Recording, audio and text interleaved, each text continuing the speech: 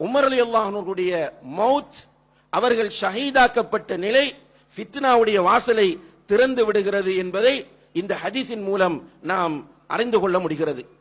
கண்ணியத்திற்குரிய சகோதரர்களே, நாம் வாழக்கூடிய இன்றைய காலத்தில் முஸ்லிம் உலகத்தை பொறுத்தவரையில் பல்வேறு ஃபித்னாக்களை இந்த முஸ்லிம் உலகம் சந்தித்துக் கொண்டிருக்கிறது. உண்மையிலே அவற்றையெல்லாம் பட்டியலிடுவதற்கு இந்த குறித்த நேரம் நமக்கு இடம் தர மாட்டாது. மேலோட்டமாக நாம் பார்க்கிற நேரத்தில் இந்த சமுதாயத்திலே பல்வேறு ஃபித்னாக்களை நாம் காண முடிகிறது. இந்த முஸ்லிம் சமுதாயம் சந்திக்கிற ஃபித்னாக்களில் மிக பயங்கரமான ஃபித்னா அகீதா ரீதியான ஃபித்னாவாக இருந்து கொண்டிருக்கிறது. அதாவது கொள்கையோடு, இஸ்லாமிய கோட்பாட்டோடு, கொள்கையோடு தொடர்பான ஃபித்னா தான் இன்று முஸ்லிம் உலகம் சந்திக்கிற மிகப்பெரிய ஃபித்னாவாகும். கண்ணியத்திற்குரிய சகோதரர்களே, நபிகள் நாயகம் ஸல்லல்லாஹு அலைஹி வஸல்லம் அவர்கள் முன்னறிவிப்பு செய்தது போன்று உமர் ரலியல்லாஹு அன்ஹு அவர்களுடைய வஃபாத்திற்கு பிறகு இந்த சமுதாயத்தில் அகீதா ரீதியான ஃபித்னாக்கள் ஆரம்பித்து விட்டன. அதிலும் குறிப்பாக ரசூல் ஸல்லல்லாஹு அலைஹி வஸல்லம் அவர்கள் ஈராக் ஃபித்னாக்கள் உருவாகக்கூடிய இடம் என்று அடையாளப்படுத்தினார்கள். அந்த ஈராக்கில் இருந்து கொள்கை ரீதியான பல ஃபித்னாக்கள் வெளிப்பட ஆரம்பித்தன. அந்த வெளிப்பாட்டை நாம் பார்க்கும்போது அங்கிருந்துதான் ஷியாக்கள் என்ற இந்த ராஃபிலாக்கள் தோற்றம் பெறுகிறார்கள். அங்கிருந்துதான் முஅத்தஸிலாக்கள் தோற்றம் பெறுகிறார்கள். அங்கிருந்துதான் ஹவாரிஜிகள் தோற்றம் பெறுகிறார்கள். இப்படி கொள்கை ரீதியான ஃபித்னாக்கள் உமர் ரலியல்லாஹு அன்ஹுடைய வஃபாத்தை தொடர்ந்து உம்மத்திலே வர ஆரம்பித்தது. இன்றைக்கு நாம் வாழக்கூடிய இந்த காலகட்டத்திலே முஸ்லிம் உம்மத் மிக கடுமையாக கொள்கை ரீதியான ஃபித்னாவை சந்தித்துக் கொண்டிருக்கிறது.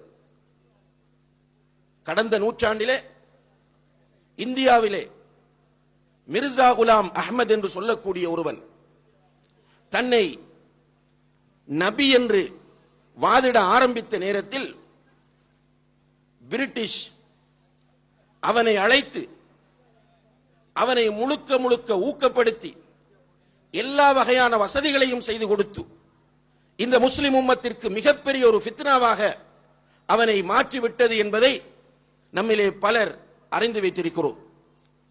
அதே போன்று ஷியாக்களுடைய ஃபித்னா நாளுக்கு நாள் இந்த உலகத்தில் வளர்ந்து கொண்டு வந்தாலும் அண்மை காலத்திலே அமெரிக்கா போன்ற நாடுகள், யூதர்கள் போன்ற மிக மோசமான கூட்டத்தவர்களின் சதி திட்டத்தினால் முஸ்லிம் உம்மத்திற்கு மிகப்பெரிய ஒரு ஃபித்னாவாக இந்த ஷியாக்கள் மாற்றப்பட்டிருக்கிறார்கள். அரசியல் ரீதியாக ஒரு படத்தை இந்த உலகத்திற்கு காண்பித்து ஈரான் இந்த உலகத்திலே ஒரு சிறந்த நாடு போன்ற ஒரு நாடகத்தை நடித்துக் கொண்டிருக்கிறது. அமெரிக்காவுக்கு எதிராக குரல் கொடுப்பது போன்றும், யூதர்களுக்கு எதிராக குரல் கொடுப்பது போன்றும், இஸ்ரேலுக்கு எதிராக குரல் கொடுப்பது போன்றும் தங்களை அடையாளப்படுத்திக் கொண்டு அவர்களுடைய கொள்கை ரீதியான ஃபித்னாவை இந்த சமுதாயத்திலே நிலைநாட்டுவதற்காக வேண்டி ஈரானும் ஷியா தலைவர்களும் முயற்சி செய்து கொண்டிருக்கிற நிலையை பார்க்கிறோம். இந்த ஃபித்னா நம்முடைய நாட்டையும் விட்டு வைக்கவில்லை. நம்முடைய நாட்டிலே இருக்கிற அவர்களுடைய தூதரகத்தின் ஊடாக அவர்கள் பலவிதமான ஃபித்னாக்களை இந்த சமுதாயத்திலே செய்து கொண்டிருக்கிறார்கள். நம்முடைய சமுதாயத்திலே இருக்கக்கூடிய நிறைய கொள்கை தெரியாத மக்கள், இஸ்லாமிய அகீதா தெரியாத மக்கள் வெறுமனே சமுதாயம், புரட்சி, போராட்டம், அமெரிக்க எதிர்ப்பு, யூத கோஷம், யூதர்களுக்கு எதிரான கோஷம் என்ற இந்த தத்துவங்களை மாத்திரம் பார்க்கக்கூடிய நிறைய பேர் இந்த ஷியாக்களுடைய ஃபித்னாக்களுக்கு உள்ளாகி கொண்டு இன்றைக்கு ஷியாக்களை நியாயப்படுத்தக்கூடிய நிலையிலே இருந்து கொண்டிருக்கிறார்கள். அதிலே நம்முடைய நாடு மிக கடுமையான முறையில் திட்டமிடப்பட்டு இந்த ஃபித்னாவை சந்திக்க திணிக்கப்பட்டுக் கொண்டிருக்கிறது என்பதை இங்கே நாம் சுட்டிக்காட்ட கடமைப்பட்டிருக்கிறோம்.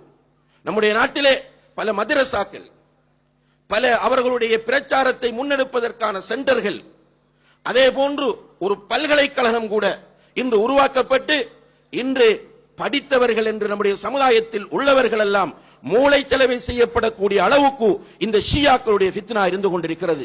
கண்ணியத்திற்குரிய சகோதரர்களே, ஷியாக்களை சிம்பிளாக நீங்கள் எடை போட்டு விடக் கூடாது. அமெரிக்காவுக்கு ஏசுகிறான், இஸ்ரேலுக்கு ஏசுகிறான், தன்னை ஒரு பெரிய முஸ்லிம் தலைவனாக காட்டிக்கொள்ள முயற்சி செய்கிறான்.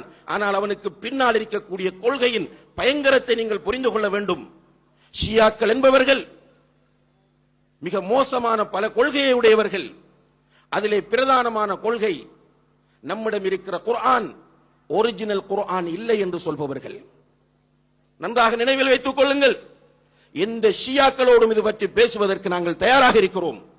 அவர்களுடைய ஒரிஜினல் கிதாபுகளிலிருந்து இந்த வாதத்தை நாங்கள் நிரூபிப்பதற்கு தயாராக இருக்கிறோம். ஷியாக்கள் சொல்லுகிறார்கள், இன்று நம்முடைய கையில் இருக்கிற குர்ஆன் ஒரிஜினல் குர்ஆன் கிடையாது, இது திரிவுபடுத்தப்பட்ட குர்ஆன், இதிலே நிறைய விஷயங்கள் சேர்க்கப்பட்டிருக்கின்றன, நிறைய விஷயங்கள் நீக்கப்பட்டிருக்கின்றன. ஒரிஜினல் குர்ஆன் அவர்களுடைய மறைந்திருக்கிற இமாம் முஹம்மது இப்னுல் ஹசன் அல் அஸ்கரி என்பவரிடம் இருக்கிறது. அவர் வரும்போது கொண்டு வருவார். அது நம்முடைய குர்ஆனை விட அதிகமான வசனங்களை கொண்ட குர்ஆனாக இருக்கும் என்ற கொள்கை ஷியாக்களுடைய கொள்கை.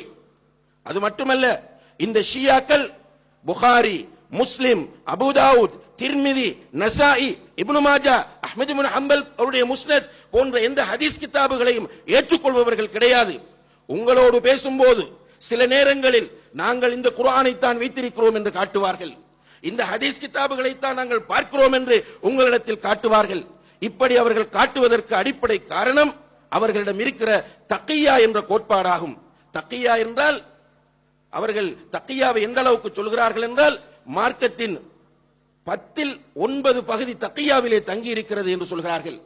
மார்க்கத்தின் 9 பகுதி தக்கியாவிலே தங்கி இருக்கிறது என்று சொல்கிறார்கள். அதாவது இரட்டை வேடம் போடுவது.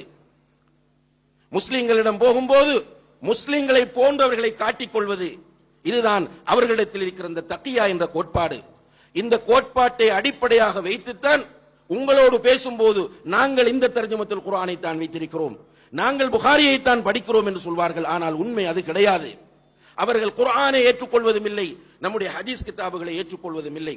அதே நேரத்திலே கண்ணியத்திற்குரிய சகோதரர்களே, அல்லாஹ்வின் நல்லடியார்களே, நன்றாக புரிந்து கொள்ளுங்கள்.